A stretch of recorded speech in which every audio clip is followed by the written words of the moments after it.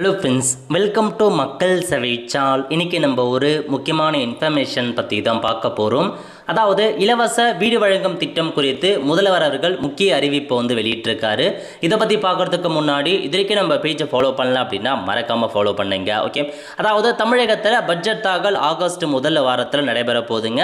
அந்த வகையில் ஒவ்வொரு டிபார்ட்மெண்ட் வாரியாக முதல்வர் அவர்கள் என்னமான திட்டங்களை செயல்படுத்தலாம் அதெல்லாமே பார்த்தா இப்போதைக்கு போயிட்டு இருக்கு. அந்த வகையில் இந்த வீடு வழங்கும் திட்டம் குறித்து ஒரு முக்கிய அறிவிப்பு வெளியிட்டிருக்காங்க பாருங்க. அதாவது அனைவருக்கும் தரமான வீடு கிடைப்பதை உறுதி செய்யுமாறு அதிகாரிகளுக்கு முதல்வர் அவர்கள் பார்த்தா அறிவுறுத்திருக்காங்க. தவேக அரசின் முதல் பட்ஜெட் அடுத்த சில வாரங்களில் பேரவையில் தாக்கல் செய்யப்பட உள்ளன.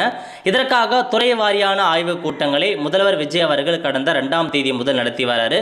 அந்த வகையில் வீட்டு வசதி துறை மற்றும் நகர்ப்புற வளர்ச்சித்துறையின் செயல்பாடுகள் குறித்த ஆலோசனை கூட்டம் தலைமை செயலகத்தில் வெள்ளிக்கிழமை நடைபெற்றது. இதில் நிதியமைச்சர் அதுக்கப்புறம் வீட்டு வரித்துறை அமைச்சர் எல்லாமே கலந்து கொண்டிருக்காங்க.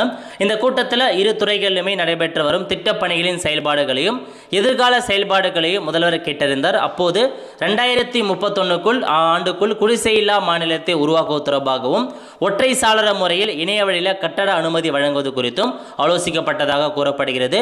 மேலும் எதிர்கால தேவையை கருத்தில் கொண்டு சென்னை, திருச்சி, மதுரை, கோவை ஆகிய மாநில உலகின் தரத்தில் மேம்படுத்துவதற்கு மேற்கொள்ள வேண்டிய நடவடிக்கைகள் செயல் திட்டங்கள் தொடர்பாக விவாதிக்கப்பட்டதாக கூறப்படுகிறது.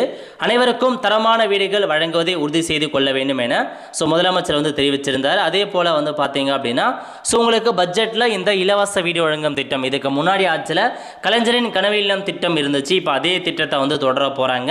இந்த ஆட்சியிலும் அந்த இலவச வீடு வழங்கும் திட்டம் தொடர போது 2031 தமிழகம் முழுவதும் குடிசையில்லா மாநிலமாக மாற்ற போறோம் அப்படின்னு அவங்களும் தெரிவிச்சிருக்காங்க. 3 லட்சம் ரூபாய் நிதி ஒதுக்கீடு பண்ணுவாங்க. அதாவது வீடு இல்லாதவங்களுக்கு வீடு கொடுக்க போறாங்க. அது இந்த ஆட்சியிலும் அதே திட்டம் செயல்படுது. பட்ஜெட்ல அதுக்கான அறிவிப்பு கண்டிப்பாக எதிர்பார்க்கலாம். அதே ஸ்கீமை தொடர்றாங்களா இல்லை எக்ஸ்ட்ரா அமௌண்ட்டை கொடுக்குறாங்களா அப்படின்றத வெயிட் பண்ணி தாங்க பார்க்கணும். இப்போதைக்கு இதுதான் உங்களுக்கான இன்ஃபர்மேஷன். நிறைய பேருக்கு தெரியப்படுத்துங்க. அடுத்த ஒரு நல்ல சந்திப்போம். நன்றி, வணக்கம்.